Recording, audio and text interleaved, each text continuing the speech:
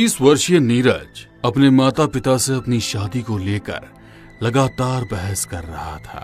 पिता किसी भी कीमत में उसकी शादी किसी और मजहब की लड़की से नहीं करने देना चाहते थे। पापा, आप समझ क्यों नहीं रहे? मैं जेनिफर से बहुत प्यार करता हूँ। यदि आपने मेरी शादी उससे नहीं कराई तो मैं कभी शादी नहीं करूंगा। अभी आप सोच लीजिए कि आप क्या चाहते हैं। अगर जेनिफर हमारे समाज की नहीं है, उसे हमारे यहाँ के रीति रिवाज, हमारे तौर तरीके कुछ भी समझ नहीं आएगा। सबसे बड़ी बात, हम लोग ब्राह्मण और वो क्रिश्चियन।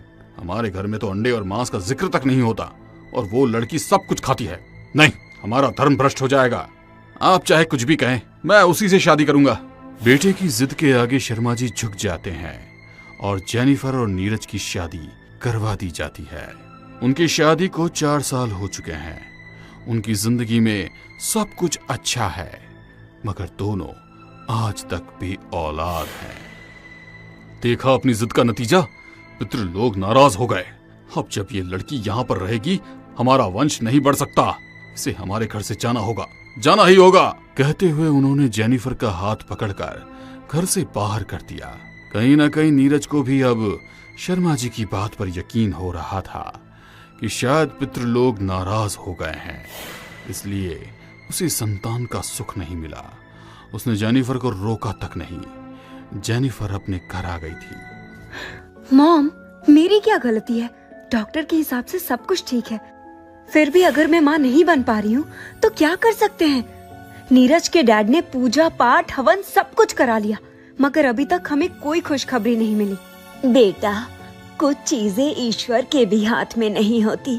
कहते हैं जो चीज हमारी किस्मत में नहीं होती वो हमें आसानी से नहीं मिलती, मगर कोई तो है जो तुम्हारी इच्छा को पूरा कर सकता है। मॉम, बताओ कौन है वो? हमें हर हाल में औलाद चाहिए, क्योंकि अगर मैं संतान को जन्म नहीं दे पाई तो हो सकता है नीरज भी मेरे साथ ना हो। मॉम, अब तुम ही मेरी मदद कर सकती हो। बताओ कौन है? कुछ वक्त का इंतजार कर, सही समय आने पर बता दूंगी। अपनी मॉम के कहने पर जेनिफर को यकीन होने लगा कि जल्दी से संतान मिल जाएगी और वो दिन रात अपनी होने वाली संतान के ख्वाब देख रही थी। एक दिन ऐसे ही अपने होने वाली संतान के लिए स्वेटर बनाते बनाते जेनिफर की रॉकिंग चेयर पर ही नींद लग गई। सही मौका देखकर उसकी मॉम उसकी तरफ पड़ने लगी। उसकी मॉम का चेहरा धीरे धीरे भयानक होने लगा। उन्होंने आकर जेनिफर के सिर पर हाथ रख के, जेनिफर अब खुद को अंधेरे में घिरा हुआ महसूस कर रही थी। वो चीखना चाह रही थी, मगर उसके गले में आवाज अटक गई। उसे हर तरफ अंधेरा और वीरान नजर आ रहा था। नीरज, प्लीज हेल्प मी, मुझे बहुत डर लग रहा है, बचाओ मुझे। घबराहट के मारे जेनिफर का पूरा जिस्म पसीने से तरबतर हो गया। धड़कनें बेकाबू होती जा रही थी। चारों तरफ सुनसान सड़क पर वो बेहताशा भागती हुई एक कब्रिस्तान के अंदर चली गई। दूर दूर तक सिर्फ कब्र और आसपास होते हुए चमगादड़। उसे वहां से निकलने का रास्ता भी नजर नहीं आ रहा था। तभी उसके सामने एक भयानक शक्ल की औरत आ गई। लंबे लंबे बाल पूरे बिखरे हुए थे, लटकती हुई चमड़ी और शरीर पे लिपटा हुआ कफन उसे और भयानक बना रहा था। उस औरत ने जेनिफर को एक बच्चा दिया और बोली, ले जा इसे, तू इसे पालना, मगर सिर्फ 21 सालों तक। उसके बाद ये शैतान का मुलाजिम होगा, पर दूसरे बच्चे को जन्म देते ही कब्रिस्तान में जिंदा दफनाना होगा। ले जा इसे, शैतान ने तेरी सुन ली है। कहते हुए वो महिला जैसे अचानक आई थी, अचानक ही गायब हो गई। घबराहट के मारे जेनिफर की आंख खुल गई। वो पूरी तरह से पसीने पसीना हो रही थी। उसकी माँ भी उसके सिर पर हाथ रखकर खड़ी थी। क्या हुआ बेटा, घबरा क्यों रही हो? मॉम, बेटा बात क्या है, क्या हुआ?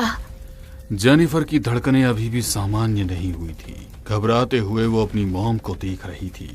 उसे अभी भी अपनी आंखों के आगे वही साया नजर आ रहा था। वो घबराते हुए शर्मा जी का सिखाया हुआ गायत्री मंत्र पढ़ने लगी। ओम भूर्भुवः स्वः तत्सवितुर्वरेण्यं ओम भूर्भुवः स्वः। बस कर, क्या हुआ तुझे? जाके पलंग पे सो जा, भगवान का नाम नहीं लेना। अरे उसने तुझे दुख के सिवाय दिया ही क्या है?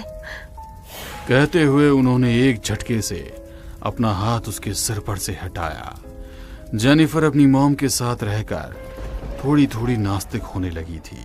1 महीने बाद उसने टेस्ट किया तो उसकी रिपोर्ट पॉजिटिव थी। जेनिफर को यकीन नहीं हुआ कि वो मां बनने वाली है। उसने ये बात जब नीरज को बताई तो वो भी बहुत खुश हो गया। अब दोनों साथ रहते हैं, मगर नीरज के घर की पूजा पाठ के माहौल में जेनिफर को रहने में तकलीफ होने लगी थी। इसीलिए वो अपनी मां के पास ही रहने आ गई। देखते ही देखते 9 महीने बीत चुके थे। किसी भी वक्त उसकी डिलीवरी हो सकती थी। एक दिन जेनिफर ड्रेसिंग टेबल के सामने खड़े होकर तैयार हो रही थी। तभी अचानक उसकी शक्ल की जगह आईने में एक बहुत ही भयानक शक्ल नजर आने लगी।